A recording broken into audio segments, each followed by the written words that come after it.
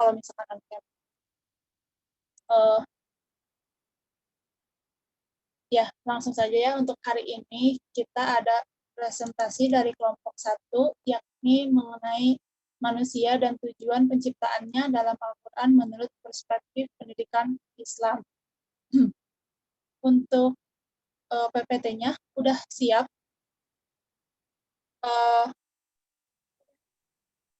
Mungkin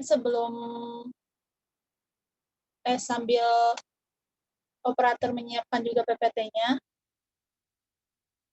kita membaca dulu Al-Quran bersama-sama yang akan dipimpin oleh siapa ya? Zenito bisa mimpin.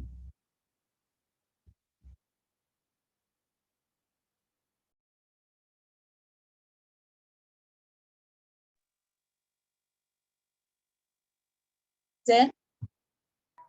Dari pematerinya aja, Teh. Dari pemateri langsung? Oh, boleh. Dari penyelenggara kalau bisa. Jadi setiap penyelenggara menyediakan pembaca Al-Quran ya. Oh iya, Pak.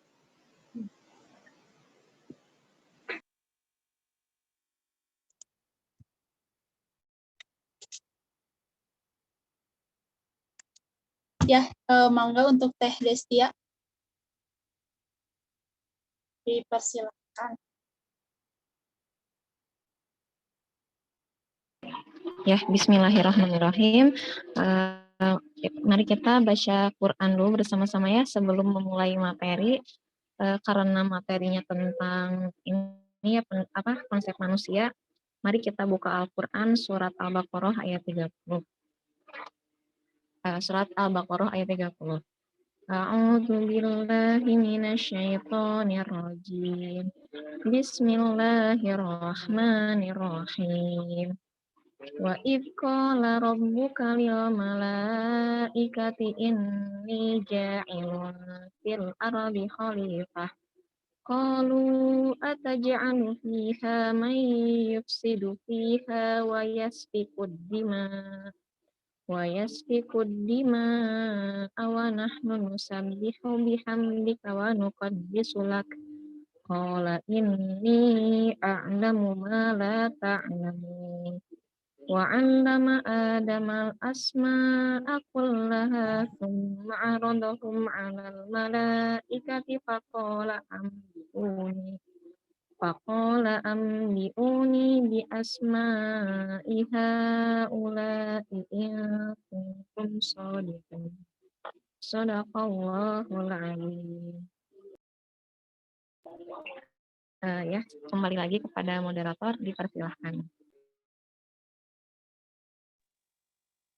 Ya, terima kasih kepada Teh Destia yang telah membacakan ayat suci Al-Quran. Semoga apa yang dibacakan dapat menjadi pahala untuk yang membacakan sendiri dan untuk kita yang mendengarkan. Sebelumnya, mari kita hadirkan niat pada Allah Subhanahu wa Ta'ala untuk dalam rangka menuntut ilmu ini. Baik, untuk mengefektifkan waktu, mungkin langsung saja kepada pembahasan yang akan disampaikan oleh Kang Geri, Teh Novi, Kang Rahman, dan Teh Sarah. Monggo waktu dipersilahkan. Bismillahirrahmanirrahim. Assalamualaikum warahmatullahi wabarakatuh. Sebelumnya, suara saya terdengar? Moderator, suara saya terdengar? Terdengar, Kang. Oke, siap. Alhamdulillahirabbil alamin. Walaqibatu lil muttaqin wa ala udwana illa 'alal zalimin. Asyhadu an la ilaha illallah wa asyhadu anna Muhammadar rasulullah nabiyya ba'da amma ba'du. Alhamdulillah, kita dapat berkumpul kembali di tempat yang Masya Allah di rumah masing-masing gitu ya, di ruang Zoom ini, yang mana sekarang kita akan membahas mengenai tafsir Tarbawi, yang mana ini kelompok pertama dan dan presentasi pertama untuk kita di semester 6 ini, insya Allah gitu ya. Yang akan kita presentasikan pada kesempatan kali ini yakni tentang manusia dan tujuan penciptaannya dalam Al-Quran menurut perspektif pendidikan Islam. Dengan fokusnya kepada apa? Kepada Quran Surah Al-Mu'minun ayat 12 sampai 14, kemudian Quran Surah Az-Zariyat ayat 56, dan Quran Surah Al-Baqarah ayat 30 ini. Kami mengangkat judul ini dikarenakan hasil dialog kami dengan jurnal-jurnal yang lain, bahwa jurnal-jurnal yang lain banyak juga ya yang membahas tentang manusia itu seperti apa, tujuannya seperti apa, sangat banyak sekali, dan itu sudah dibahas di makalahnya, bisa dilihat di latar belakangnya. Nah, namun ada sedikit yang belum lengkapnya gitu ya, makanya kami lengkapkan dengan makalah ini gitu ya, yakni membahas manusia dan tujuan penciptaannya dalam perspektif pendidikan Islam gitu ya, dengan kajiannya Quran surah-surah yang tadi gitu, dari mulai penciptaannya Quran surah Al-Mu'minun 12-14 sampai 14, dan tujuan penciptaannya Az-Zariyat 56 dan Al-Baqarah ayat 30. Maka dari itu kami menyusun makalah ini dengan kemampuan kami. Maka bisa dimulai untuk ke tahap selanjutnya. Silahkan kepada pemateri yang lain, dipersilahkan.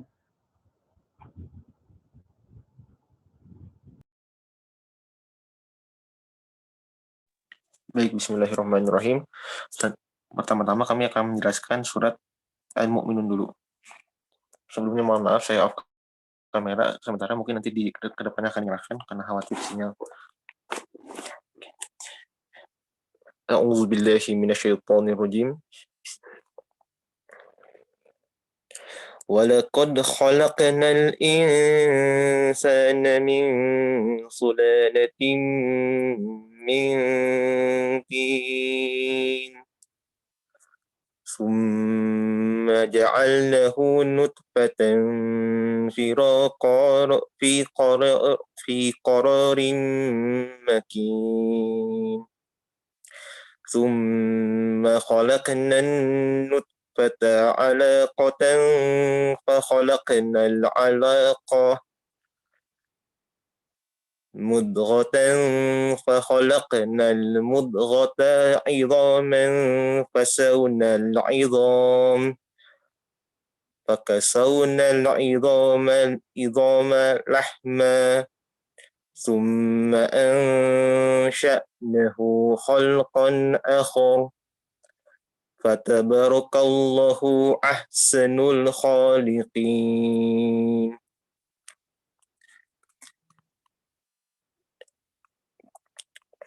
Dan sesungguhnya kami telah menciptakan manusia dari saripati dari tanah, kemudian kami jadikan saripati itu air mani yang disimpan dalam tempat yang kokoh atau rahim. Kemudian air mani itu kami jadikan segumpal darah, lalu segumpal darah itu kami jadikan segumpal daging, dan segumpal daging itu kami jadikan tulang belulang, lalu tulang belulang itu kami bungkus dengan daging, kemudian kami jadikan dia makhluk yang berbentuk lain. Maka Maha Suci Allah, Cipta yang baik. Selanjutnya, ini ada salah satu makna mufradatnya. Ya, dari walaqad, dan sesungguhnya khalaqna, kami telah menciptakan al-insan, manusia, min dari saripati sulalati, min dari tin, tanah. Lanjutnya. Summa, kemudian ja'alnahu, kami jadikan nutfatan, air mani, fi, dalam qararim, tempat makin, kuat atau kokoh. Lalu summa, kemudian khalaqna, kami ciptakan. Sebentar, tidak terlihat.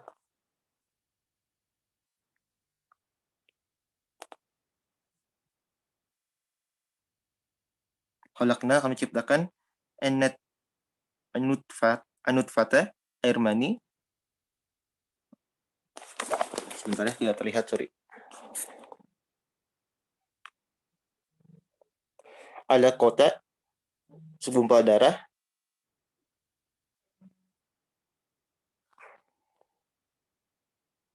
Wa khalaqna, lalu kami ciptakan.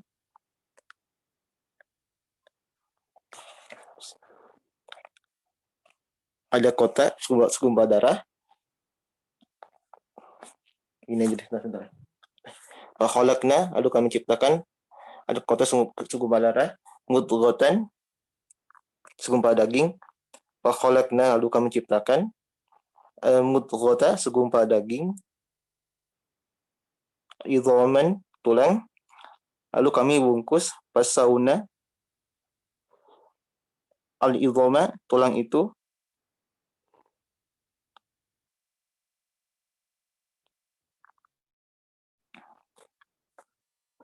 Kami tumbuhkan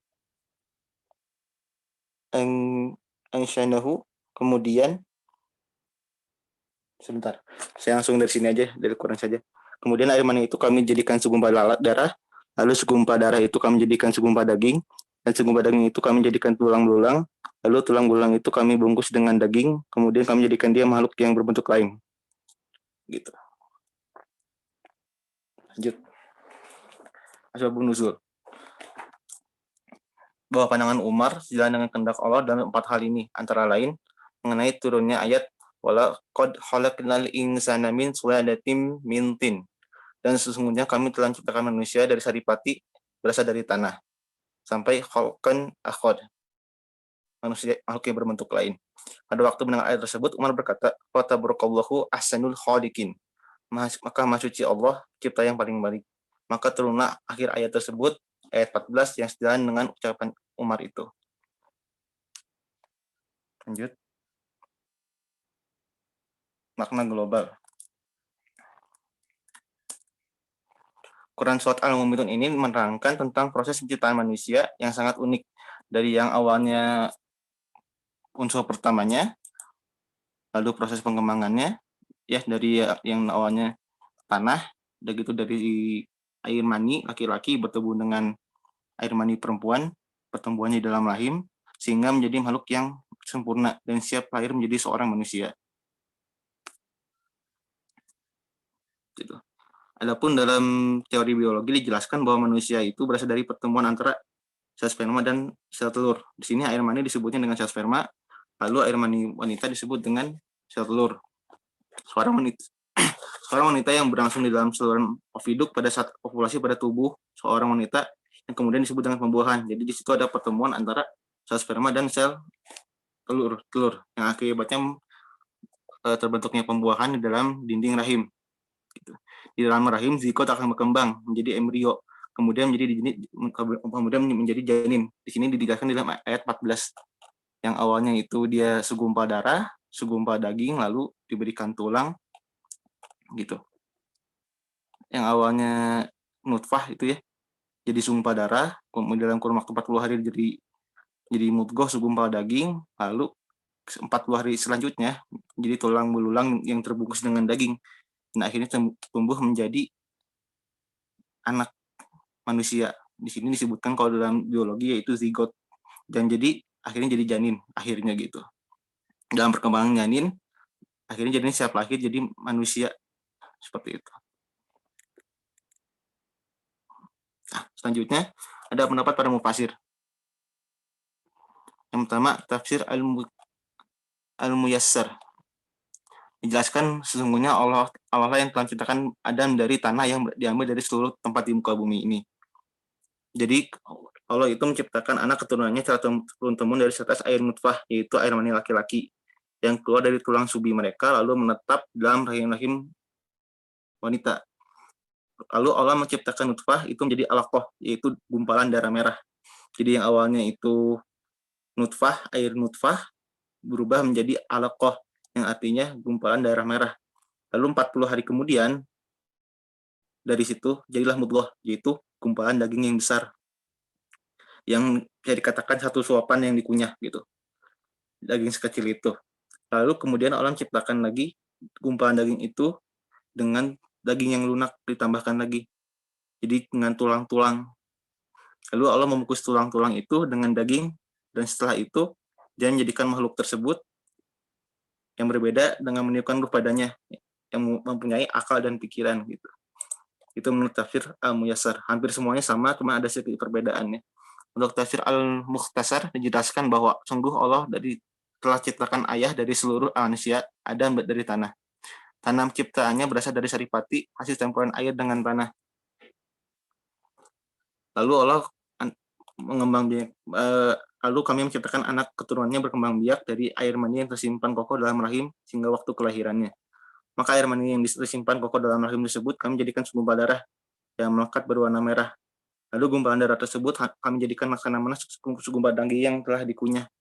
Lalu gumpalan daging tersebut kami jadikan tulang-tulang belulang yang mengeras. Lalu tulang belulang tersebut kami bungkus dengan daging. Lalu kami menjadikan sebagai makhluk berbeda dengan meniupkan pada ruhnya. Ini hampir sama dengan yang atas gitu. Cuma kalimatnya sedikit berbeda emang dalam penjelasan diksinya. Lalu dalam pendapat para mufasir dari Subdatut Tafsir dijelaskan bahwa kalimat sudalati mintin dari satu saripati berasal dari tanah, yakni dari air mani yang dikeluarkan oleh manusia yang berasal dari tanah yang digunakan untuk menciptakan Nabi Adam.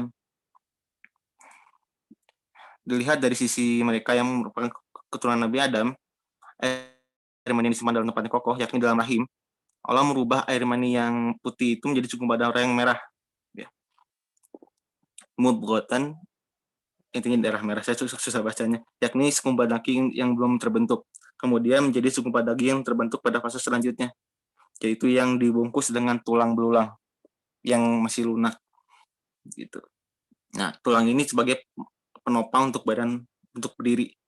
Lalu tulang tersebut dibungkus dengan daging lagi, yaitu sesuai dengan ukuran tulang-tulangnya, gitu, dilengkapi. Kemudian jadi Allah menjadikan makhluk tersebut makhluk hidup dengan ditiupkan ruhnya kepadanya, gitu.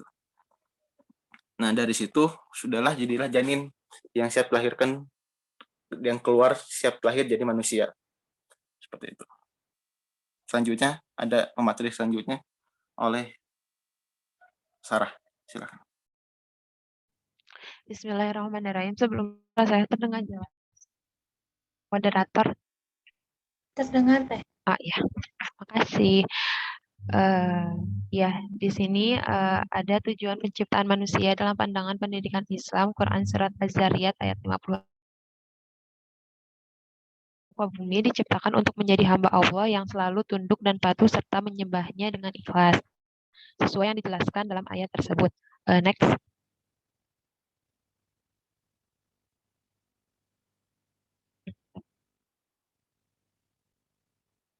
Next, operator. Maaf. Ya, lanjut lagi. Nah ya, sebelumnya dibacain dulu ya ayatnya. Auzubillahiminasyaitonirrajim. Bismillahirrahmanirrahim. Wa ma khalaqtul jinna wal insa illa liya'budun. Yang artinya, dan aku tidak menciptakan jin dan manusia melainkan supaya mereka menyembahku. Nah, belum di situ aja dulu. Ayat di atas menjelaskan bahwa tujuan diciptakannya manusia itu untuk beribadah kepada Allah Subhanahu wa taala. Nah, ibadah di sini tuh sangat luas cakupannya. Sayyid Qutb juga pernah mengatakan bahwa teks Al-Qur'an teks Al-Qur'an tersebut itu sangat singkat sekali, akan tetapi mengandung makna yang sangat universal. Lalu katanya melihat bahwa di antara tujuan diciptakannya manusia itu adalah untuk beribadah pada Allah Subhanahu wa taala. Karena menurutnya di alam ini itu harus ada hamba yang yang menyembah Tuhan kayak gitu. Next. Lalu ada makna mufradat ayat ini yaitu wama dan tidak khalaqtu, aku ciptakan al jinna jin wal insa dan manusia illa kecuali liya'budun untuk beribadah kepadaku. Nah, ada di sini asbabun nuzul Quran surat ini itu berdasarkan penelusuran pusaka terhadap ayat ini, ternyata kami penulis tidak menemukan sebab yang melatar belakangi turunnya ayat ini. Tuh, mungkin kalau nanti kalian ada yang menemukan bisa di-share. Lalu ada makna global Quran surat ini. Tujuan penciptaan manusia dan jin itu yaitu untuk beribadah kepada Allah Subhanahu wa taala dan senantiasa meminta petunjuk hanya kepadanya. Nah, sejak awal manusia diciptakan pun telah diperintahkan untuk beribadah kepada Allah, mendekatkan diri kepadanya dan untuk melakukan ibadah yang diperlukan pendidikan agar ibadah itu dikerjakan sesuai dengan tuntutannya. Nah, lalu ada pendapat para mufasir. Sini ada 5 pendapat ya kalau nggak salah. Yang pertama itu menurut tafsir Al-Muyassar. Kalau yang di PPT-nya bisa dibaca aja ya sendiri. Katanya Allah menciptakan jin dan manusia tidak main-main, bukan untuk sebuah tujuan tertentu, melainkan Allah juga menciptakan keduanya ini untuk beribadah dan tunduk padanya, menaati perintahnya dan menjauhi larangannya. Nah, Allah juga menciptakan mereka itu agar mereka beribadah dan mengesahkan Allah.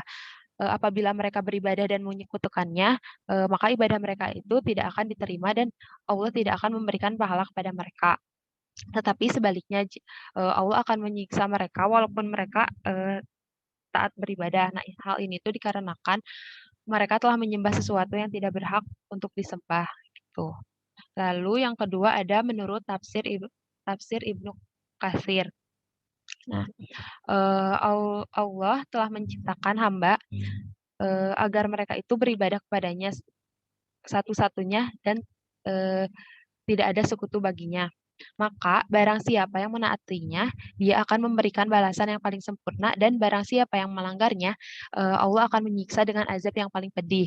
Dan Allah juga mengabarkan bahwasanya dia tidak akan membutuhkan mereka, namun mereka lah yang membutuhkan kepadanya gitu, kepada Allah dalam segala kondisi apapun gitu, karena ya Allah pencipta mereka dan Allah mau memberi rezeki kepada mereka gitu. Lalu yang ketiga ada tafsir Al-Misbah. Di sini apa ya? Di sini tuh apa namanya? Oh ini. Allah itu memerintahkan agar manusia berlari dan bersegera menuju Allah. Di sini dijelaskan mengapa manusia harus bangkit, berlari dan bersegera menuju Allah, karena ayat di atas pun mengatakan yang artinya dan aku tidak menciptakan jin dan manusia. Nah, ini tuh untuk satu manfaat yang kembali kepada diriku, jadi kepada Allah gitu. Jadi Allah tidak menciptakan mereka melainkan agar tujuan mereka tuh dan aktivitas-aktivitas mereka tuh untuk beribadah kepada Allah kayak gitu. Lalu yang keberapa ya? Keempat ya. Ada yang keempat itu menurut tafsir At-Tabari. Nah, beberapa pendapat mengatakan bahwa maknanya adalah katanya tidak aku ciptakan orang-orang yang akan berbahagia nantinya dari bangsa jin dan manusia kecuali untuk beribadah kepadaku, dan tidak aku ciptakan pula orang-orang yang akan sengsara nantinya kecuali untuk berbuat maksiat. Nah, bahwa tujuan Allah di sini tuh bahwa tujuan diciptakannya jin dan manusia di sini tuh adalah ya semata-mata hanya untuk menyembah Allah dan tunduk terhadap perintahnya. Jadi apa ya, kurang lebih semuanya juga sama gitu ya. Dan yang terakhir ya ada tafsir Kemenag. Nah, kalau ini ahli tafsir lain berpendapat katanya maksud dari ayat tadi itu ialah bahwa Allah tidak menjadikan jin dan manusia kecuali untuk tunduk kepadanya dan untuk merendahkan diri. Maka setiap makhluk, baik jin ataupun manusia, wajib tunduk pada peraturan yang udah Allah tetapkan. Kayak gitu. Next. Nah, di sini ada analisis kandungan ayat. Ada 5 juga analisis kandungan ayat sini. Yang pertama, Allah. Kata Allah yang memiliki arti hamba Allah, ini tuh apa ya? Oh, muncul dalam Al-Quran itu dengan apa ya? Ada beberapa kata yang muncul kata ini tuh dalam Al-Quran, tetapi dengan penggunaan harokat yang berbeda-beda gitu. Ada beberapa kali gitu muncul dalam Al-Quran. Lalu yang kedua Bani Adam. Apa ya? Adam itu kan berarti Nabi Adam dan nah, adapun kata Bani Adam dan zuriat Adam itu yang berarti anak Adam atau keturunan Adam digunakan untuk menyatakan manusia bila dilihat dari asal keturunannya. Lalu yang ketiga itu al-Bashir. Nah, kata Basyar itu berarti menggembirakan, menguliti, memperlihatkan dan mengurus sesuatu.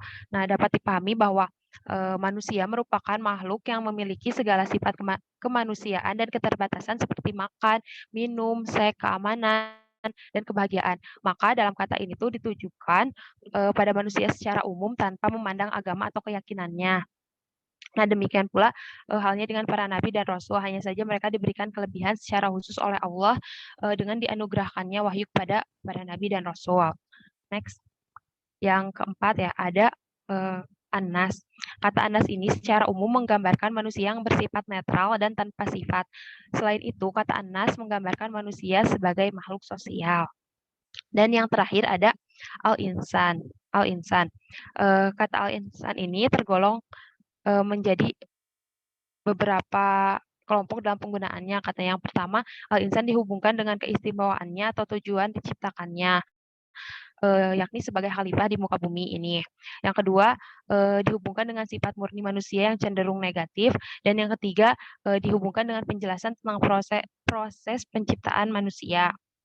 Nah, istilah al-insan ini tuh adalah nilai kemanusiaan yang tidak hanya terbatas pada kenyataan spesifik manusia untuk tumbuh menjadi al-insan, tetapi juga sampai pada tingkat yang membuatnya pantas untuk menjadi khalifah Allah di muka bumi ini, menerima beban taklifi dan amanah kemanusiaannya.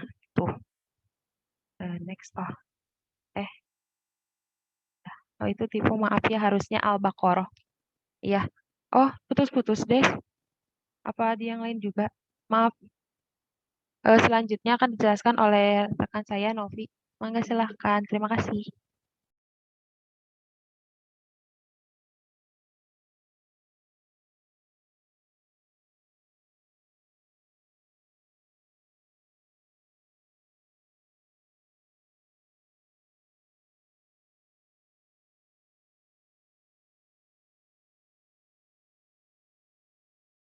Novi, ada gak? Ya, maaf. Oh iya. Barusan Oh iya. selanjutnya ada Quran surat Al-Baqarah ayat 30. Dibacain dulu ayatnya. A'udzu billahi minasyaitonir rajim. Bismillahirrahmanirrahim. Wa idz qala rabbuka lil malaikati inni ja'ilun fil ardi khalifah qalu ataj'alu fiha man yufsidu fiha wa yasfiku ad-dima wa nahnu nusabbihu bihamdika wa nuqaddisu lak qala inni a'lamu ma la ta'lamun. Artinya, dan ingatlah ketika Tuhan berfirman kepada para malaikat, sesungguhnya aku hendak menjadikan seorang khalifah di muka bumi. Mereka berkata, mengapa engkau hendak menjadikan khalifah di bumi itu orang yang akan membuat kerusakan padanya dan menumpahkan darah, padahal kami senantiasa bertasbih dengan memuji engkau dan menyucikan engkau. Tuhan berfirman, sesungguhnya aku mengetahui apa yang tidak kamu ketahui. Next. Lalu ada makna mufradat perkataannya ya, bisa dibaca lagi di makalah yang sudah dikirim di next.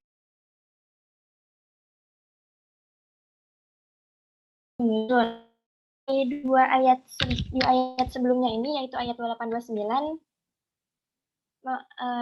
di ayat 2829 ini Allah tuh kayak ingin menyadarkan manusia gitu. Yang pertama, bagaimana bisa kita kufur atau mengingkari kepada ingkar kepada Allah gitu ya. Padahal tadinya kita itu mati, kemudian Allah hidupkan, kemudian dimatikan lagi dan dihidupkan lagi gitu untuk diperhitungkan amalnya. Terus bagaimana bisa juga kita kufur kepada Allah, padahal seluruh isi bumi ini sudah disediakan untuk kita, itu untuk manusia.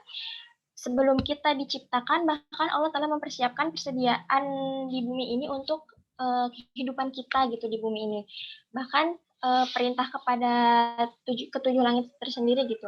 Kalau dengan demikian, pikirkanlah gitu ya, siapa kita di sini di bumi ini dan untuk apa kita diciptakan gitu. Kemudian turunlah ayat tentang khalifah.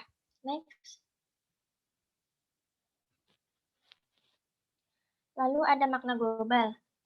Di Quran surat Al-Baqarah ayat 30 ini Allah tuh ingin memberikan amanah atau tugas kepada manusia, yakni sebagai khalifah di bumi. Tapi di ayat ini kan diilustrasikan ya, ada dialog antara Allah ini menyampaikan kepada para malaikat bahwa Allah itu ingin menjadikan khalifah di bumi, yaitu manusia. Nah, khalifah itu apa sih? Khalifah itu berarti pengganti yang menggantikan atau yang datang sesudah siapa yang datang. Ulama ada yang mengartikan bahwa khalifah itu adalah menggantikan Allah dalam menegakkan hukum-hukumnya di muka bumi. Allah menunjuk manusia sebagai khalifah merupakan suatu penghormatan gitu ya, karena kelebihan yang diberikan Allah kepada manusia, kelebihan yang tidak dimiliki oleh makhluk Allah yang lain, yaitu berupa akal. Terus Allah juga itu bermaksud ingin menguji manusia gitu, apakah manusia bisa menjalankan amanah yang Allah berikan, yakni sebagai khalifah di muka bumi. Gitu. Terus ketika Allah menyampaikan rencana tersebut gitu ya, malaikat itu menyampaikan gitu, mengapa apa sih malaikat tuh menyampaikan gitu, kenapa sih apa sih menjadikan khalifah di bumi itu, sedangkan yang diciptakan itu adalah mereka kerusakan gitu dan menumpahkan darah, padahal kita tuh senantiasa bertasbih loh gitu. Istilahnya kayak gitulah ya kata para malaikat. Tapi kalau misalnya kita pelajari dengan baik lagi gitu ya, pernyataan malaikat itu bukan pertanda mereka keberatan atas rencana Allah gitu. Karena kita juga tahu ya bahwa malaikat itu adalah makhluk Allah yang tidak mungkin menentang dan mendurhakai Allah gitu, termasuk terhadap rencana menjadikan khalifah di muka bumi ini. Tetapi pertanyaan malaikat itu diasumsikan menjadi beberapa hal. Ya, yang pertama, bisa jadi malaikat itu bertanya kayak gitu karena pengalaman mereka sebelum terciptanya manusia itu ada makhluk yang berlaku merusak dan menumpahkan darah. Terus yang kedua, bisa jadi malaikat menduga bahwa karena yang akan ditugaskan menjadi khalifah itu bukan malaikat, maka tentunya makhluk ini tuh pasti berbeda dengan mereka yang senantiasa bertasbih dan memuji Allah. Terus yang ketiga itu bisa juga karena dari penamaan Allah terhadap makhluk yang akan diciptakan dengan sebutan khalifah. Kata khalifah ini mengisyaratkan meleraikan perselisihan dan penegak hukum gitu, sehingga dengan demikian pasti ada di antara mereka yang berbuat kerusakan, perselisihan, dan pertumpahan darah. Oh alam gitu ya, tetapi apapun latar belakang pertanyaan malaikat tersebut, yang pasti malaikat hanya bertanya kepada Allah, bukan menunjukkan keberatannya terhadap rencana Allah. Next.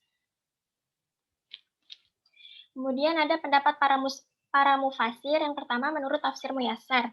Menurut tafsir Muyassar ini, ia berpendapat bahwa Allah itu akan menciptakan manusia untuk ditempatkan di muka bumi secara silih berganti. Tugas utamanya itu adalah untuk memakmurkan bumi atas dasar ketaatan kepada Allah. Terus kan malaikat juga itu bertanya kepada Allah gitu, maksud dari penciptaan khalifah di muka bumi ini. Terus Allah itu ngejawab gitu, kayak sungguhnya aku ini lebih tahu gitu apa yang tidak kamu ketahui tentang adanya hikmah-hikmah besar di balik penciptaan mereka nanti dan tujuan-tujuan besar di balik penetapan mereka sebagai khalifah di muka bumi. Terus yang kedua itu ada tafsir tafsir Al-Mukhtasar. Tafsir Al-Mukhtasar ini menjelaskan bahwa Allah tuh memanggil gitu ya, wahai Rasulullah, sebutkanlah kepada hamba-hamba ketika Tuhan berfirman kepada para malaikat, aku akan menciptakan di bumi suatu kaum yang silih berganti untuk memakmurkan bumi. Kemudian para malaikat mempertanyakan hikmah dari penciptaan kaum tersebut. Padahal sebagian mereka akan berbuat kerusakan di bumi dengan berbagai kemaksiatan dan menumpahkan darah tanpa alasan yang benar. Jika tujuannya adalah agar mereka menyembah Engkau, maka kami telah senantiasa berzikir dan mengagungkanmu, serta menyucikanmu dari segala kekurangan.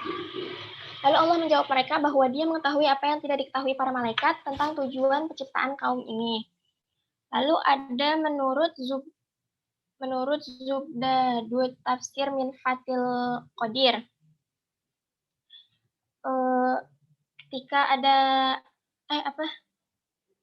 Ketika Allah berfirman kepada malaikat gitu ya, sesungguhnya aku hendak menjadikan seorang khalifah di muka bumi, yaitu Adam, aku mewakilkan kepadanya urusan kemakmuran bumi dan pelaksanaan hukum-hukumku gitu menurut tafsirnya.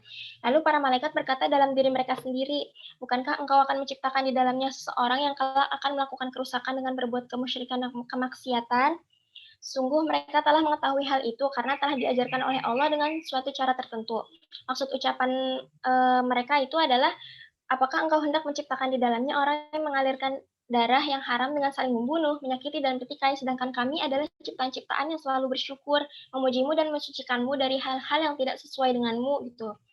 Itu kata para malaikat gitu ya. Terus kemudian Allah berfirman, aku lebih mengetahui tentang sesuatu yang tidak kalian ketahui, yaitu akan ada di antara para khalifah itu para nabi dan orang-orang soleh. Next. Akan dilanjutkan oleh Bang Rawan.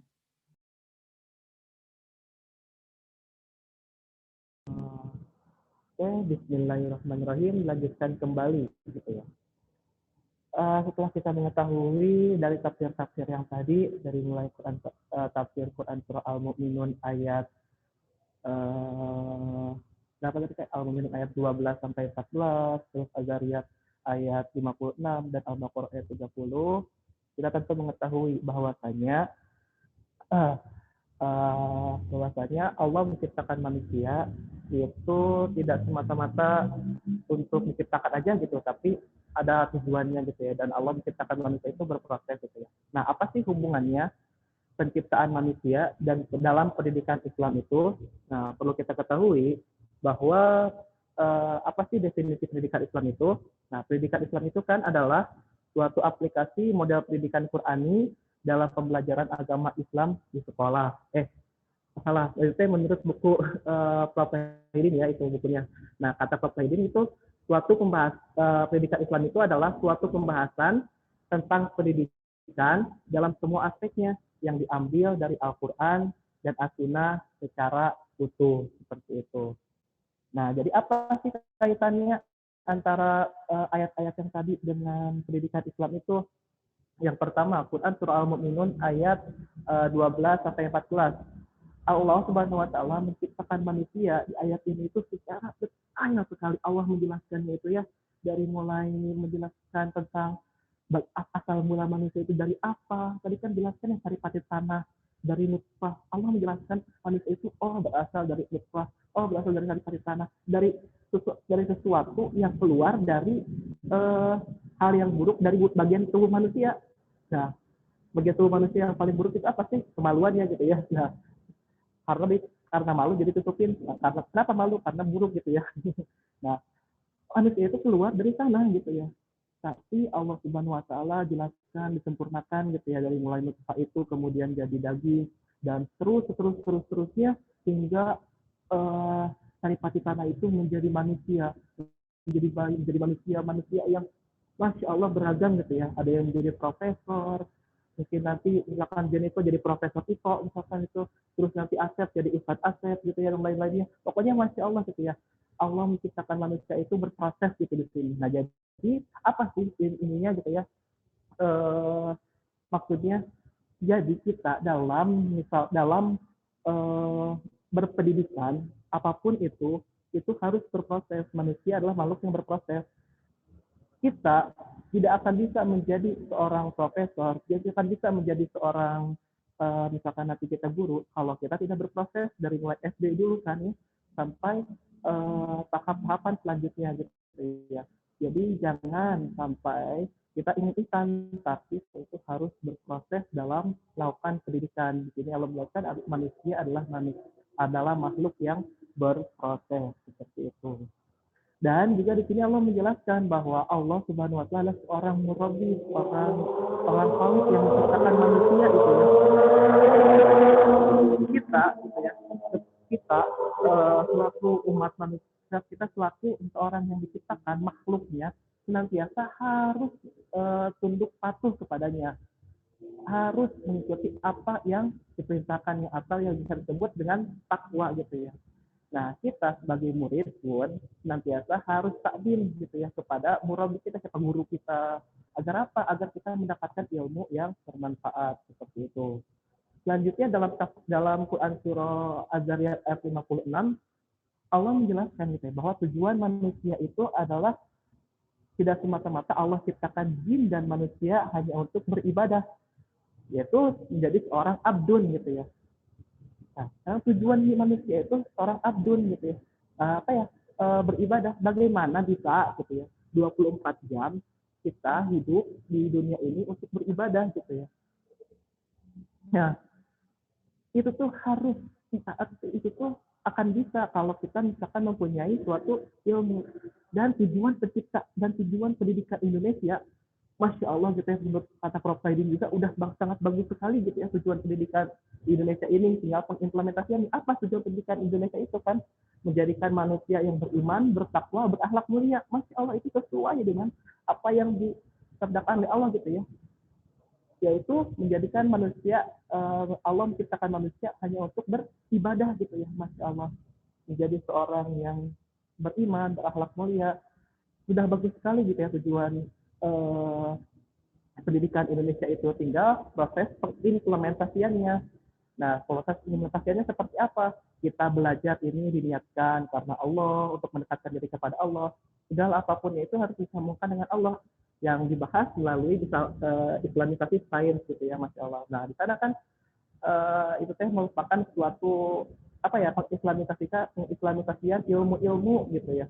Agar apa? Agar ilmu yang kita pelajari, baik itu ilmu umum gitu ya, tapi bisa bernilai ibadah gitu ya, Insya Allah. Nah, selanjutnya tujuan manusia itu bukan hanya seorang abdul saja, tapi juga tujuannya itu ialah sebagai khalifah, sebagai wakil Allah gitu ya di muka bumi ini. Lah, kok manusia, ternyata malaikat kan kok manusia, bukannya waktu itu pernah katanya waktu itu merusak seorang yang suka merusak bumi gini. Tapi Allah kan menjelaskan tidak seperti itu. Tapi Allah menciptakan Nabi Adam, yang menjadikan Nabi Adam khalifah di muka bumi ini, itu punya maksud dan tujuan gitu ya. Dan Allah memberikan itu, membuktikannya itu dengan cara apa? Dengan cara memberikan Nabi Adam suatu ilmu gitu ya. Suatu ilmu malaikat saja tidak bisa menjawab, kemudian Allah memerintahkan Nabi Adam, oh ternyata bisa menjawab, ini adalah ini. Nah, itu merupakan suatu proses Allah memberikan suatu ilmu pengetahuan kepada manusia. Nah, maka seseorang yang berilmu akan diangkat derajatnya oleh Allah Subhanahu wa taala gitu ya. Bagaimana Quran surah Al-Muzzammil juga kan dijelaskan gitu ya. Allah akan mengangkat derajat seorang yang beriman dan berilmu pengetahuan gitu ya.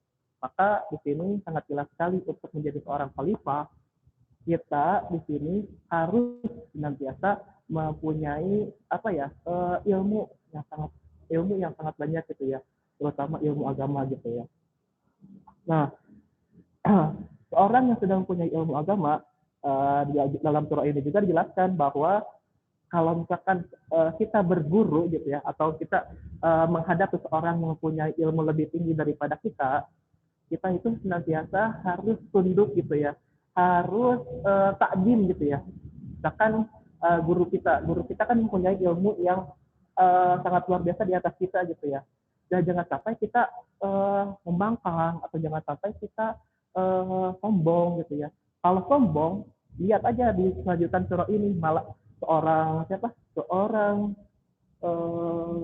iblis, dia tidak mau gitu ya mengakui manusia itu lebih baik daripada iblis, sehingga Allah jadikan iblis itu diturunkan dari surga ke muka bumi ini, dan diazab oleh Allah Subhanahu wa taala. Karena apa? Karena kesombongannya gitu ya. Makanya kita di sini sebagai murid, sebagai seorang yang belajar ilmu agama, kepada guru kita itu harus takdim seperti halnya malaikat. Takdim gitu, perintah Allah supaya disuruh sujud kepada Nabi Adam yang telah diciptakan, pula dimuliakan, diberikan suatu kelebihan oleh Allah Subhanahu wa taala. Malaikat itu tunduk gitu ya, sujud juga ikut takdim juga ke Nabi Adam seperti itu. Maka kita senantiasa harus juga seperti seperti malaikat itu. Nah, seperti itu hubungan antara penciptaan manusia dan pendidikan Islam. Next. Nah, kesimpulannya gitu ya. Kesimpulannya sebelum terima kasih ya. Kesimpulannya kita Allah Subhanahu wa taala menciptakan manusia di muka bumi ini dari sesuatu yang kecil, tetapi berproses gitu ya menjadi sesuatu yang besar. Maka sebagai manusia kita itu jangan sampai tidak mau berproses, hanya mau instan saja gitu ya. Tapi kita harus mau berproses agar menjadi makhluk yang makhluk yang mulia gitu ya. Sebagaimana penciptaan tujuannya, yakni untuk menjadi abdun yang sebenar-benarnya abdun dan jadi khalifah yang sebenar-benarnya khalifah gitu ya, yang disampaikan dalam Quran ayat Quran surah Al-Baqarah ayat 30 itu. Nah, seperti itu, mudah-mudahan kita semua bisa gitu ya menjadi seorang yang sebagaimana Allah tujukan penciptaannya, ciptaan manusia sebagai abdun dan sebagai khalifah yang sebenar-benarnya gitu. Mudah-mudahan kita bisa mencapai derajat itu dan mudah-mudahan kita selalu mendapatkan ilmu yang bermanfaat serta barakah gitu ya. Amin ya Allah ya rabbal alamin. Jika bayan lagi bersih, cukup sekian dan terima kasih. Kopi pahit jangan diminum. Saya pamit. Assalamualaikum warahmatullahi wabarakatuh. Waalaikumsalam warahmatullahi wabarakatuh. Terima kasih kepada pemateri yang sudah menyampaikan materinya dengan begitu baik. Semoga apa yang disampaikan dimengerti ya oleh para audiens. Untuk kali ini sesi diskusi, mangga yang ingin bertanya gunakan fitur raise hand-nya.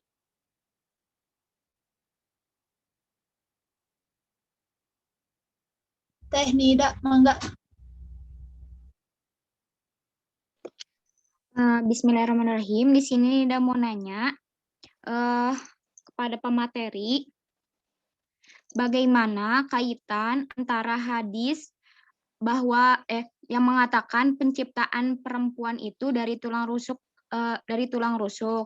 dan kaitannya dengan Quran surat Al-Mu'minun ayat 12-14 yang mengatakan bahwa manusia itu diciptakan dari saripati tanah, kemudian menjadi air mani dan segumpal darah. Nah, itu gimana kaitannya?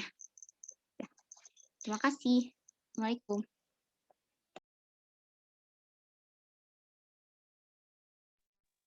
Ya, terima kasih Teh Nida. Mungkin untuk satu pertanyaan lagi sambil pemateri diskusi juga. Mangga.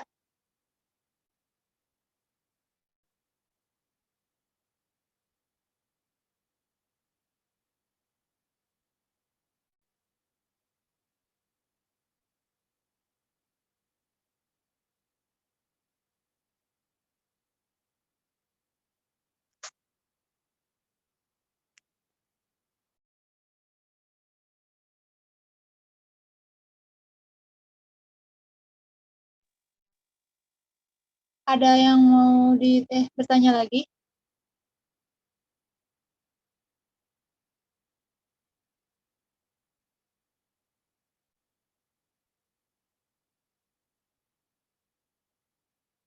Zenito.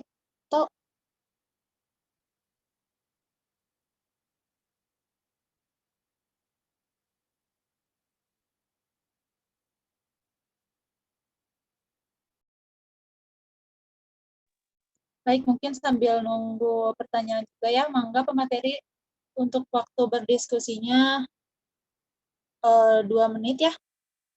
Bisa? Mangga, 2 menit dari sekarang.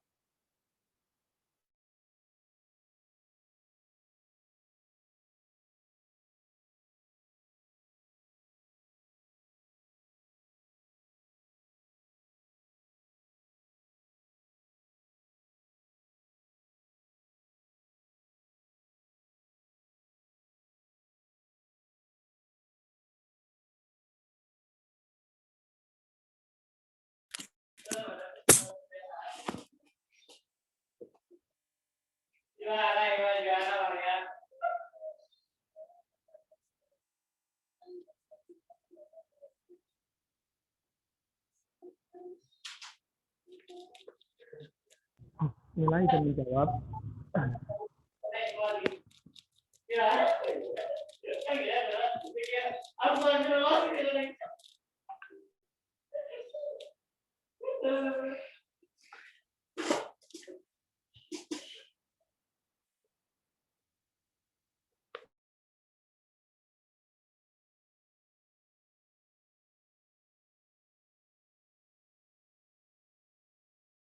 Moderator izin menjawab boleh? Mangga, Kang. Oke, bismillahirrahmanirrahim. Izin menjawab pertanyaan dari Nida Nisa Hanifah. Katanya bagaimana sih kaitannya dengan hadis bahwa perempuan itu kan diciptakan dari tulang rusuk. Terus kaitannya dengan Quran surah Al-Mu'minun ayat 12 sampai 14 bahwa manusia diciptakan dari saripati tanah itu apa gitu ya.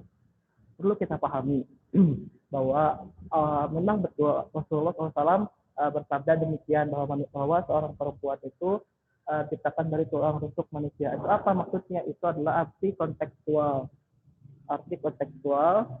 Nah, yang perlu ditafsirkan kembali gitu ya. Nah, kalau misalkan Quran surah Al-Mu'minun ayat 12 sampai 14 itu maksudnya itu adalah tekstual. Artinya benar-benar bahwa apa yang telah Allah ceritakan dalam Al-Quran itu memang benar-benar apa proses yang terjadi penciptaan manusia gitu ya, baik laki-laki maupun perempuan itu diciptakan dari saripati tanah gitu ya. Nah, kalau misalkan hadis Nabi tadi itu merupakan suatu kontekstual yang menggambarkan apa sih, kenapa kok tulang rusuk gitu ya, dari tulang rusuk yang bengkok gitu ya katanya tuh. Kenapa seperti itu? Perlu kita ketahui bahwa seorang wanita tulang rusuk itu, bahwa seorang perempuan itu diibaratkan oleh Rasulullah seperti tulang rusuk. Kenapa? Tulang rusuk itu kan sifatnya keras gitu ya, atau sifatnya itu kan tulang rusuk itu kalau misalkan sekaliguskan diluruskan maka akan patah gitu ya. Maka sebagai seorang laki-laki, sebagai seorang imam gitu ya, senantiasa hendaknya harus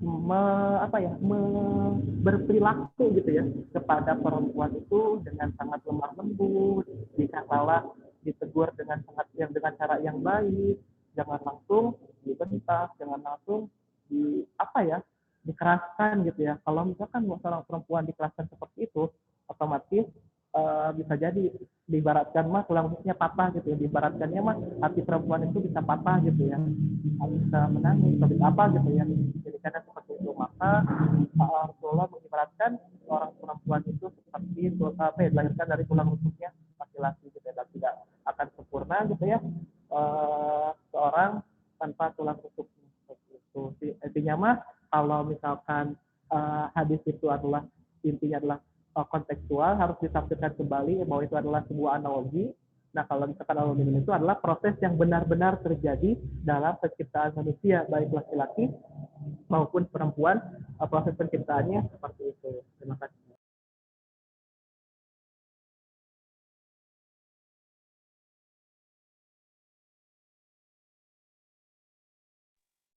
Ya, terima kasih kepada Kang Rahman yang sudah menjawab. Mangga pemateri yang lainnya mungkin ada yang mau menambahkan?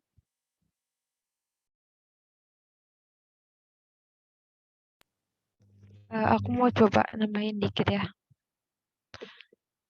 Kalau yang aku temuin katanya menurut Muhammad Al-Ghazali itu kekuatan matan hadis itu tuh dapat dilihat redaksi hadisnya dengan keterangan dalam Al-Quran. Nah, karena kalau yang dalam Al-Quran karena di keterangan di dalam Al-Quran, hadis-hadis lain, fakta sejarah dan teori ilmiah itu pada berbeda-beda katanya. Nah, jika melihat redaksi tes hadis sama sama ayat yang Al-Quran surat Al-Mu'minun itu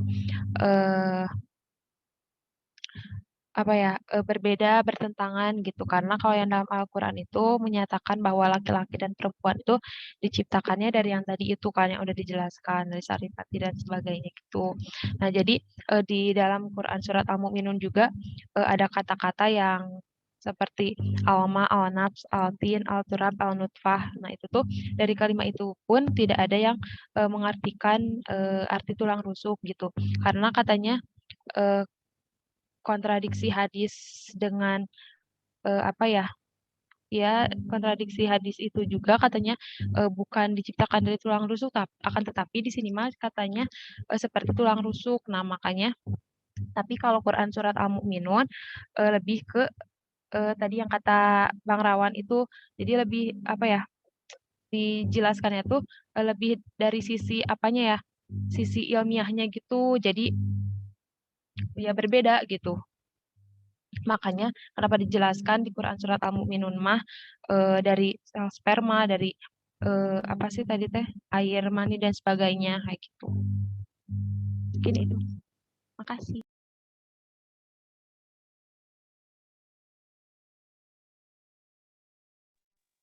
Ya, terima kasih Teh Sarah. Pemateri lain ada lagi atau gimana? Izin menambahkan sedikit ya. Boleh.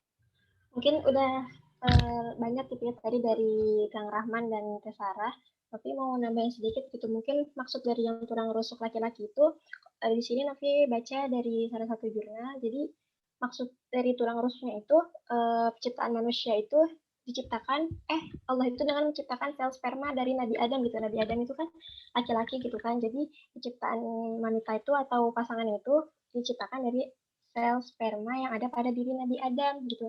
Jadi bisa dikatakan bahwa setiap manusia setelah Nabi Adam itu berasal dari titisan sel sperma Nabi Adam tersebut gitu. Walaupun sebagian generasi titisannya itu semakin melemah. Terus kalau misalnya diamati secara teliti gitu ya kondisi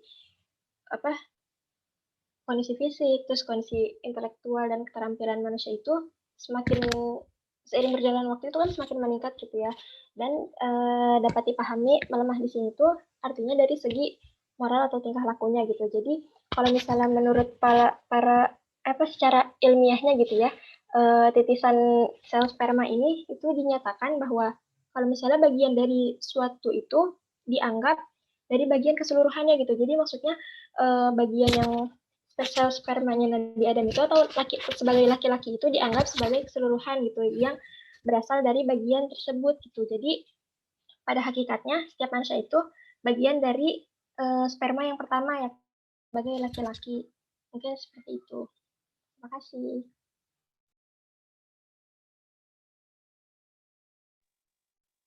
Ya, terima kasih Teh Novi. Dari teman-teman yang lainnya, ada yang ingin menambahkan? Saya mencoba menambahkan. Boleh nggak? Boleh, Kang Asep. Maka. Tapi mohon maaf ya, izin off kamera. Tapi Asep dalam keadaan siap.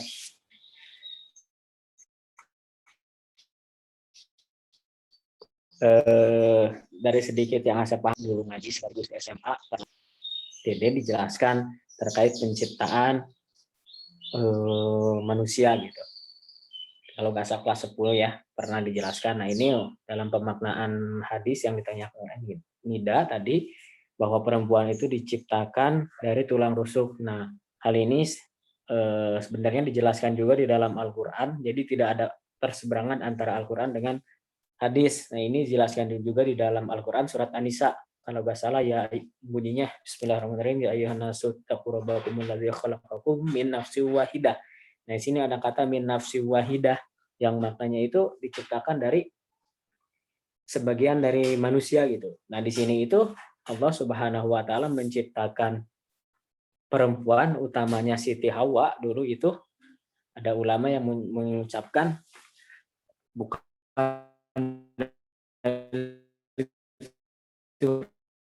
tulang rusuk Nabi Adam, tetapi sifat kelembutan Nabi Adam itu sendiri sebagai tulang rusuk, karena sifat tulang rusuk itu adalah lemah lembut dan tidak bisa dipaksakan, harus dihadapi dengan kebijaksanaan. Nah dari sini tafsirkan oleh para ulama bahwa Siti Hawa itu diciptakan dari sifat kelembutan Nabi Adam itu sendiri. Gitu. Kemudian untuk dari surat Al-Mu'minun itu sendiri, bahwa manusia itu diciptakan dari saripati tanah, kemudian menjadi segumpal darah dan lain sebagainya, itu dimaknakan seperti ini, bahwa segala sesuatu tindakan kehidupan manusia ini pasti berhubungan dengan alam, baik makan dan lain sebagainya. Misal yang kita makan itu dari alam, misalkan yang kita makan padi itu mulainya dari alam, saripati tanah, padi menyerap energi yang ada di tanah. Atau misalkan kita makan ayam makannya itu tumbuhan atau omnivora, segala sesuatu dimakan yang bersumber dari alam. Kemudian kita makan ikan itu bersumber dari alam dan makanannya itu dari alam. Nah maka dari itu sebagian ulama menafsirkan bahwa itu saripati tanah. Manusia diciptakan dari saripati tanah itu karena segala sesuatu yang manusia makan itu berawal dari alam, berawal dari tanah. Maka dari itu sperma yang ada di dalam diri laki-laki itu asal muasalnya itu berasal dari saripati tanah gitu. Itu yang saya pahami. Mohon maaf ya belepotan. Udah lama gak ngomong di depan gini. Terima kasih. Ya, terima kasih juga Kang Asep atas tambahannya. Mungkin udah cukup banyak juga ya jawabannya. Mungkin bagaimana Teh Nida? Jawabannya? Iya, alhamdulillah sudah ngerti. Makasih. Ya, alhamdulillah juga Teh Nida sudah mengerti ya. Ini ada mungkin satu pertanyaan lagi ya, ini dari anonim. Ini pertanyaannya. Kan di Instagram itu sering kita lihat candaan katanya. Kalau misalkan orang yang ngeselin itu diciptainnya dari tanah, tapi kecampur sama kotoran kucing sedikit katanya tuh. Atau juga kalau orang gendut itu dibuat dari tanah yang kecampur baking soda. Jadi katanya agak mengembang. Nah, kan candaan-candaan kayak gitu tuh menyeleweng ya dari konsep penciptaan manusia, malah jadi kesannya negatif gitu. Padahal Allah itu menciptakan manusia dengan sebaik-baiknya gitu katanya. Nah, bagaimana sih cara mengedukasi tentang kalau dikait-kaitkan dengan tafsir yang sudah pemateri jelaskan tadi katanya gitu. Ngerti nggak pertanyaannya? Jadi intinya mah konsep penciptaan yang udah ada yang dari Al-Qur'an itu malah dijadiin candaan gitu, malah ada ditambah-tambahin lah gitu. Jadi kan kesannya jadi negatif tuh. Nah, jadi bagaimana menurut pemateri? Enggak. Ngerti kan pertanyaannya? Ketangkep?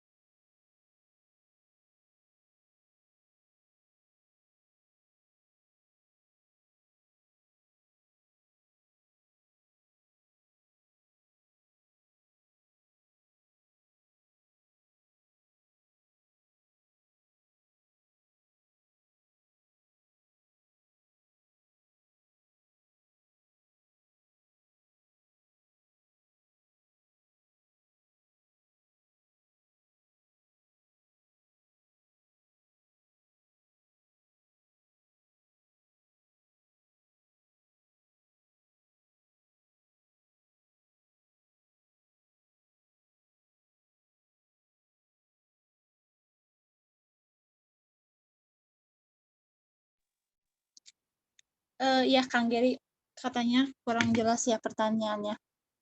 Candaannya. Jadi candaannya itu misalkan kan manusia dari Quran surat Al-Mu'minun itu menjelaskan bahwa manusia itu diciptakan dari saripati tanah gitu. Tapi orang-orang yang ya tidak bertanggung jawab mungkin ya malah menambahkan gitu. Jadi kayak seakan-akan body shaming juga gitu. Katanya orang-orang gendut itu diciptakan dari tanah, tapi katanya dicampur baking soda, jadi agak mengembang katanya tuh gitu. Gitu Kang Geri.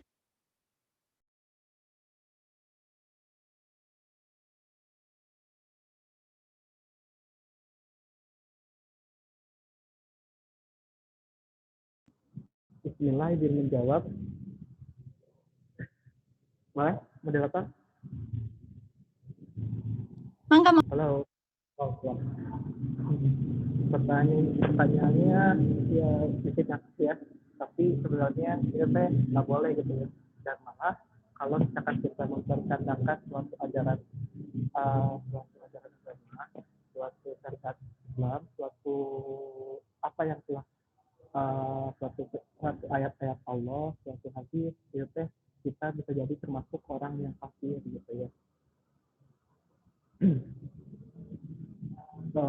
Banyak sih dalil-dalilnya gitu ya.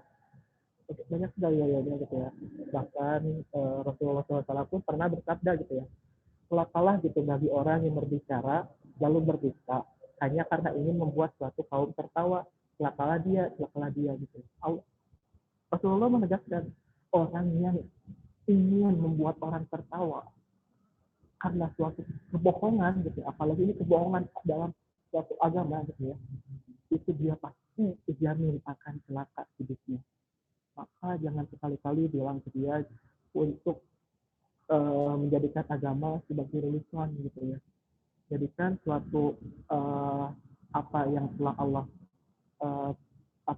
Allah firmankan dalam Al-Quran itu diada-adakan sama dia agar orang tertawa gitu ya. Jangan seperti itu gitu. Kalau misalkan Anda seperti itu terus-menerus, maka Anda akan celaka gitu, dijamin oleh Rasulullah SAW. Adapun hadis juga yang dikatakan sungguhnya berdusta tidak boleh baik dalam keadaan serius maupun bercanda gitu ya.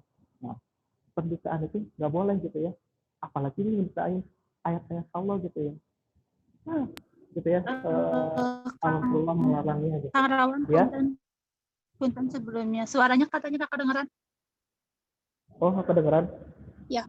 Oh, siap. Kalau sekarang gimana? Halo, jelas nggak? Jelas, tapi mungkin di beberapa orang agak kecil. Oh iya. Gimana tuh? Lanjut aja, W-nya lanjut ya. Sok lanjut aja dulu. Oke. Nah, gitu. Jadi Rasulullah menjelaskan dalam hadis-hadisnya gitu, nggak boleh gitu baru bercanda mengenai agama gitu ya. Baik itu untuk membuat orang lain tertawa, senang, itu nggak boleh. Maka dia akan celaka, dijamin oleh Rasulullah Shallallahu Alaihi Wasallam. Gitu. Nah, bahkan Allah Subhanahu Wa Taala kan pernah Allah Subhanahu Wa Taala juga berfirman gitu ya dalam Quran surah At-Taubah ayat 65 sampai 66. Langsung aja ya. Dan jika kamu tanyakan kepada mereka tentang apa yang mereka lakukan itu, tentu mereka akan menjawab, sesungguhnya kami hanya bercanda gurau kok dan bermain-main saja. Katakanlah, apakah dengan Allah ayat-ayatnya dan Rasulnya kamu selalu berolok-olok?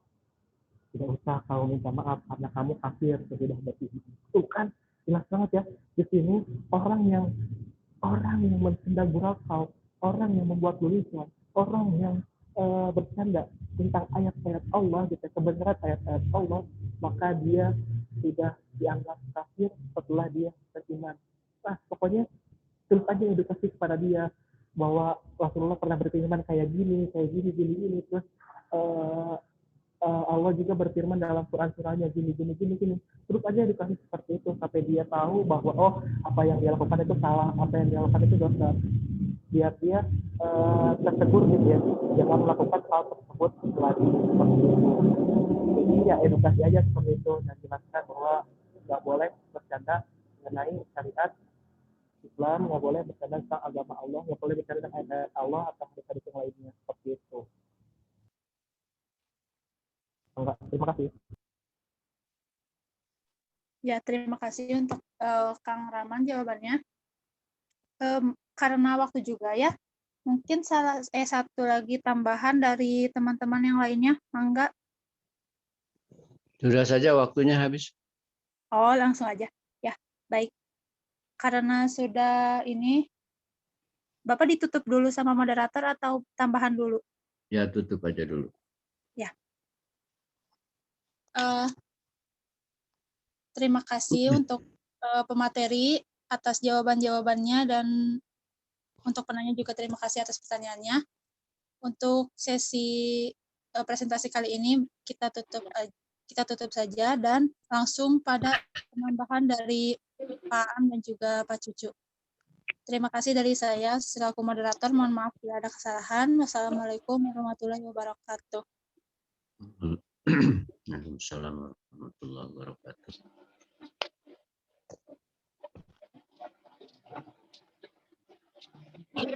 Silakan ditutup share screen-nya.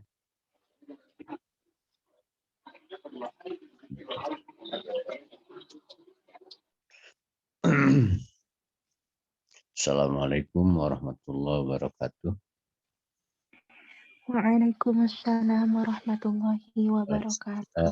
Alhamdulillah wassalatu wassalamu ala Rasulillah wa ala alihi wa ashabihi wa man tabi'ahu hudah. ininya tidak dibuka di posisi yang sinyalnya kurang baik ya.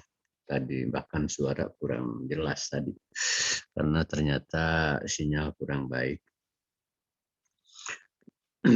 Anak-anakku sekalian, Bapak Dr. Cucu yang saya hormati, alhamdulillah pagi hari ini kita masih punya kesempatan, diberi kekuatan, diberi usia oleh Allah untuk belajar atau bertemu, belajar mengkaji ayat-ayat Allah. Saudara-saudaraku, nanti barangkali ya lumayan. Terus terang Bapak agak kurang sehat, jadi mengambil posisi tidak biasa ya.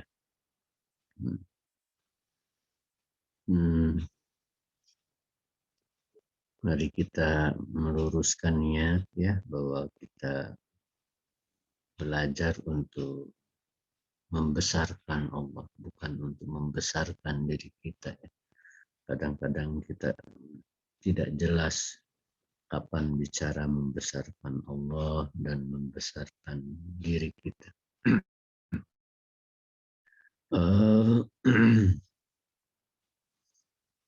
Tadi penyajian dalam memilih ayat seperti kebingungan ya, apa akan ayat apa yang ditampilkan. Itu memang karena seperti kurang jelas mau berangkat dari mana gitu ya, mencari-cari atau menangkap apa. Sebelumnya saya komentar, dan nanti dalam penyajian tidak perlu menampilkan terjemah ayat per kata ya. Sekarang sudah bukan waktunya ayat menerjemah ayat per kata, sekarang sudah mengolah konsep ya gitu.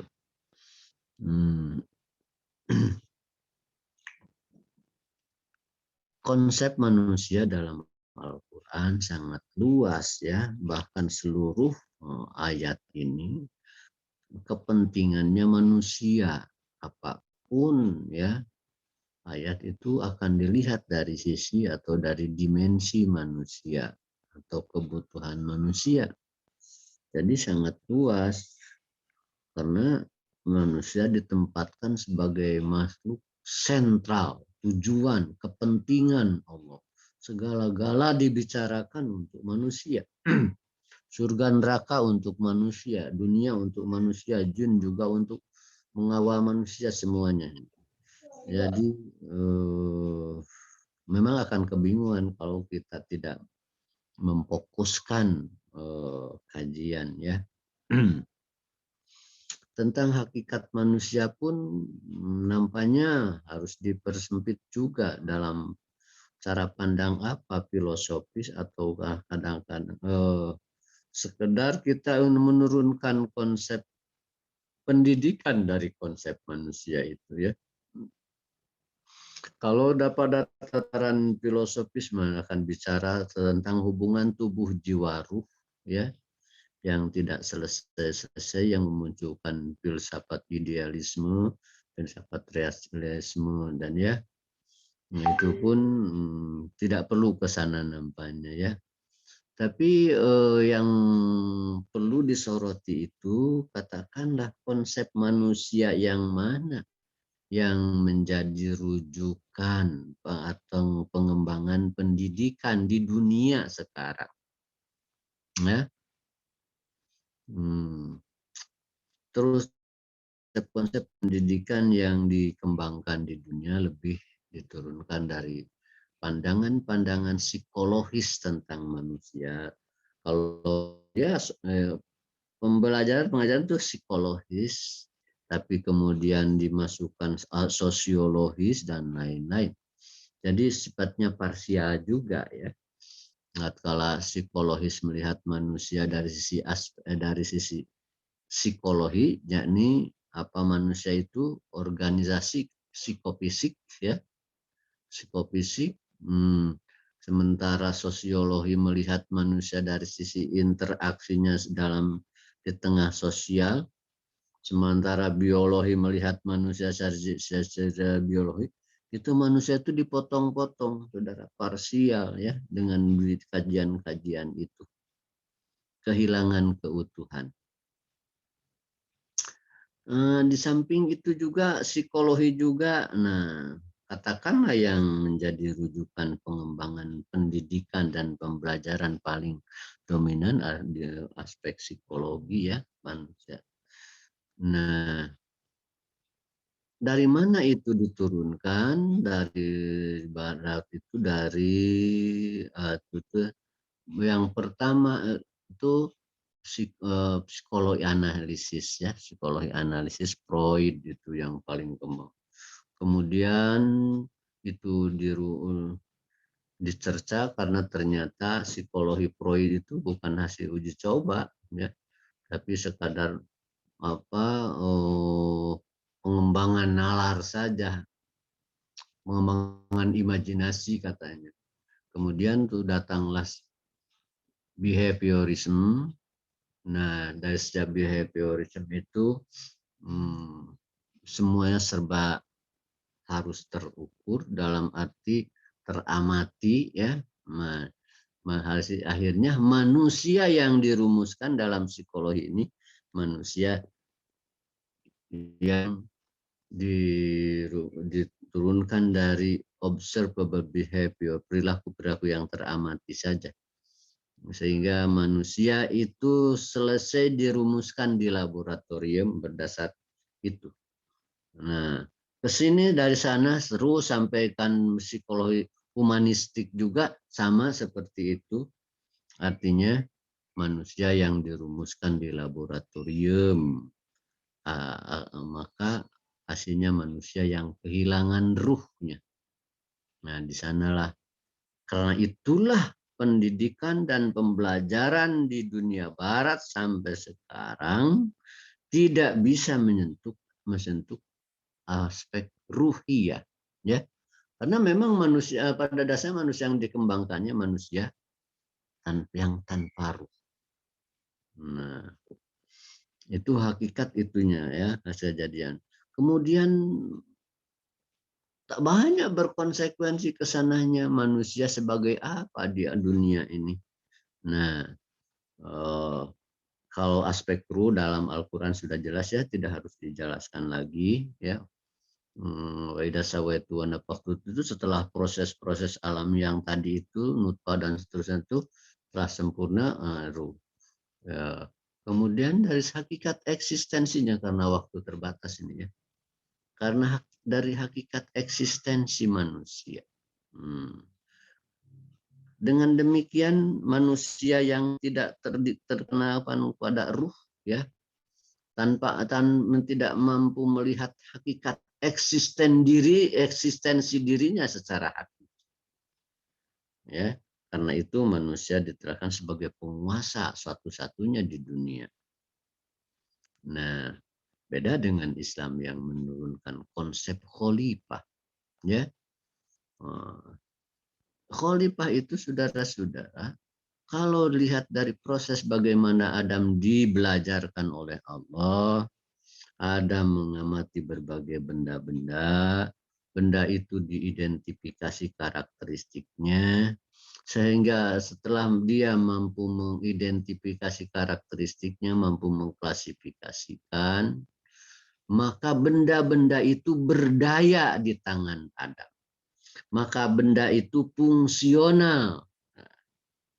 Itu tugas khalifah itu, bagaimana memakmurkan bumi, memungsikan seluruh potensi bumi yang telah Allah ciptakan, bahkan sampai bagaimana kita menanam satu jenis tumbuhan dengan karakteristik tersendiri, tentu harus ditanam di tanah yang sesuai dengan karakteristik tumbuhan itu supaya berkembang lebih baik. Itu termasuk tugas khalifah. Ya.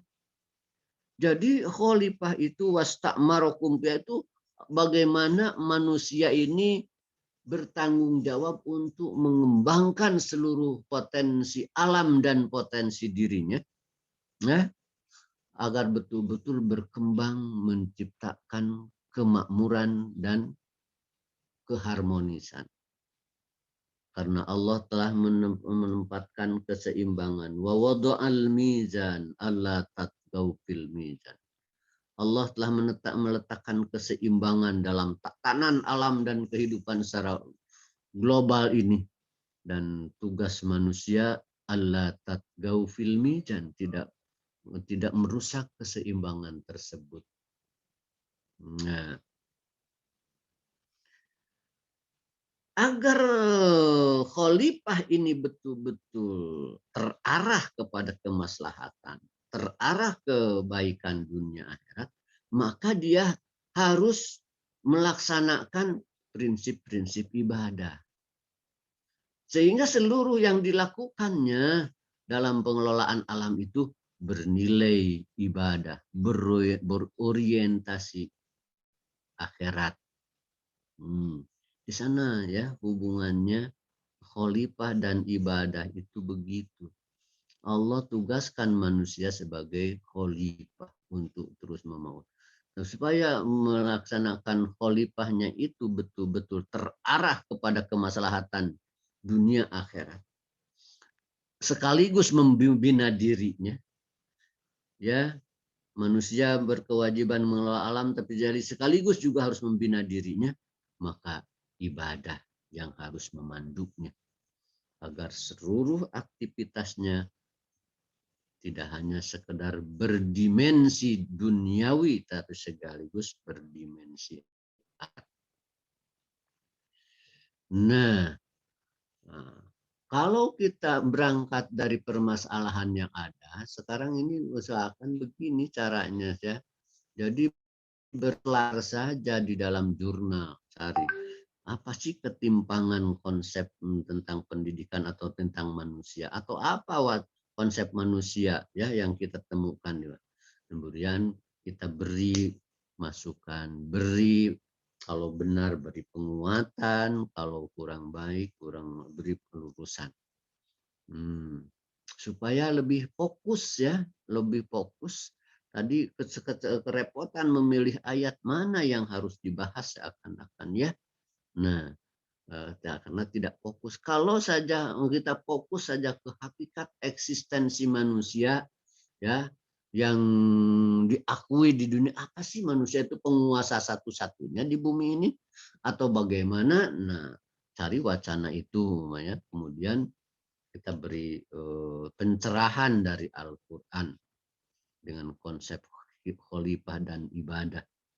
Udah bagus ke akhirnya, tapi ada di pengembaraan pikiran di awalnya itu mencari-cari ya, agak repot itu tadi sampai ke.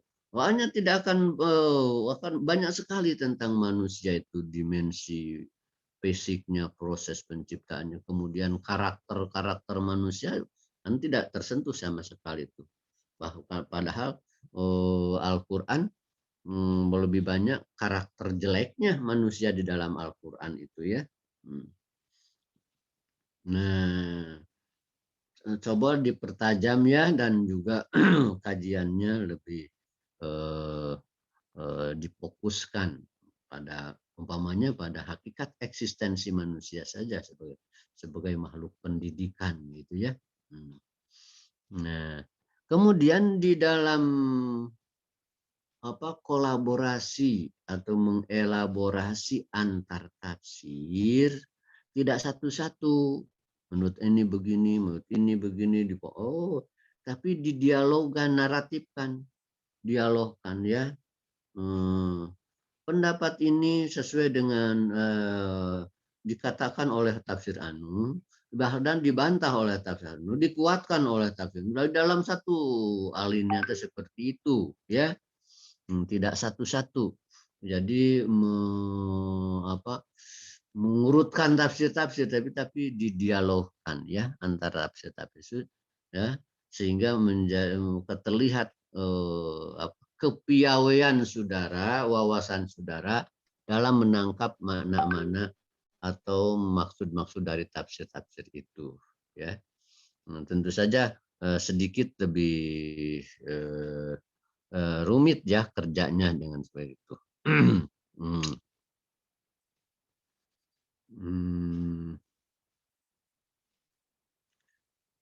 Kemudian tadi masalah apa? Ya, karakter manusia. Nah, ya apa istausu hadis yang tadi istausu bin nisa khairan fa innal mar'ata uliqat min dal'in a'waj ya gitu kalau tidak salah betul itu.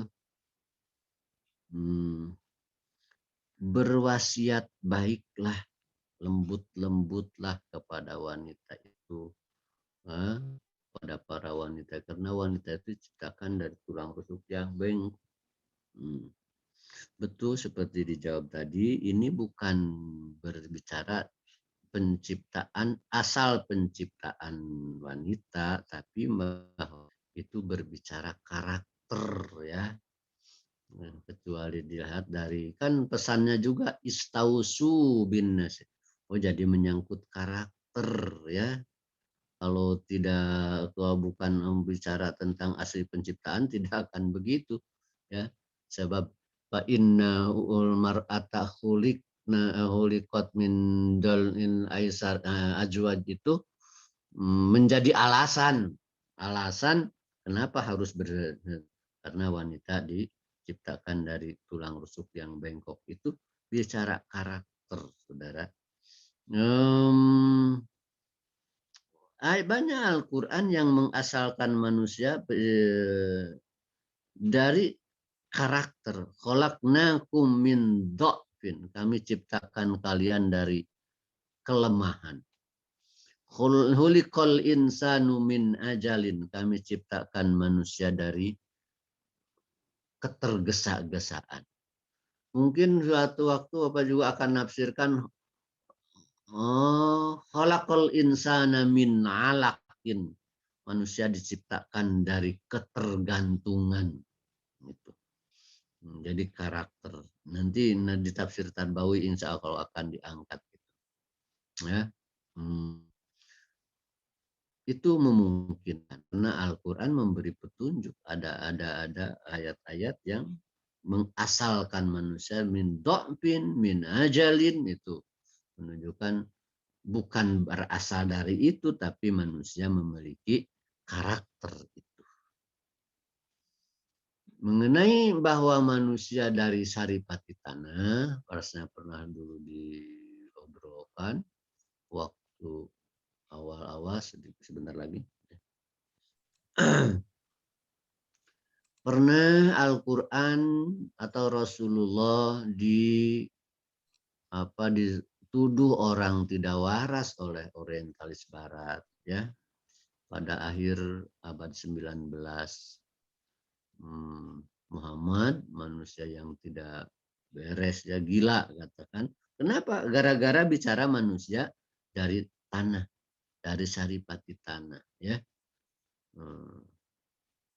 Waktu itu ilmu pengetahuan sudah jauh beralih ke barat dan muslim ketinggalan, tidak bisa menjawab. Nah, ada seorang guru besar yang tertarik meneliti Al-Quran karena dicemoohkan oleh orang-orang itu. Profesor Kerry namanya kalau tidak salah. Kemudian dia mengambil sampel-sampel tanah-tanah yang disebut Al-Quran, turab, tanah berdebu, tin, tanah hitam, sula latin min saripati tanah, dan juga sol-sol tanah liat dibawa ke laboratorium ya. Akhirnya diketemukan oleh dia, hanya sayang ditemukannya 20 tahun setelah terjadi celaan itu ya, bahwa Al-Quran ini bicara ngaco tentang manusia dari tanah, sebab manusia saat itu baru diketahui dari hasil pertemuan sperma dan ovum atau sel telur ya. Nah, profesor itu berhasil menemukan yang mengejutkan mereka. kata profesor itu kalau orang-orang orientalis dulu yang mencela Islam, menuduh Muhammad orang gila masih hidup, mereka katanya tidak akan bisa menutup muka dari rasa malu. Kenapa? Karena temuan dia di laboratorium bahwa betul-betul manusia itu berasal dari tanah, dari saripati tanah, karena dari saripati tanah itulah tumbuhan jadi dan yang menjadi dikonsumsi oleh manusia, dan itu kemudian jadi sperma dan seterusnya. Jadi Al-Quran itu benar, saudara, tanpa sedikit pun ada keraguan ya tentang hal itu. Nah, itu saja mungkin karena waktunya ya sudah lebih juga. Tolong nanti persiapkan lebih baik ya, fokus dan diskusinya, penyajiannya tidak terlalu lama supaya diskusi agak panjang juga ya.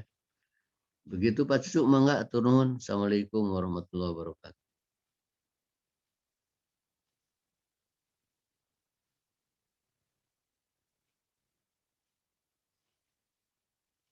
Assalamualaikum.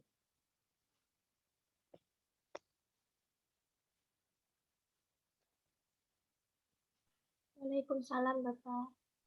Ya, sudah.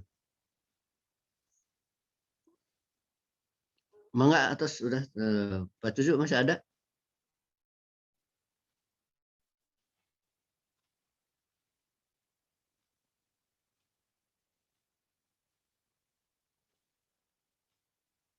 Kalau tidak ada kita tutup saja ya, karena waktunya mungkin harus masuk lagi ke kelas lain. Kita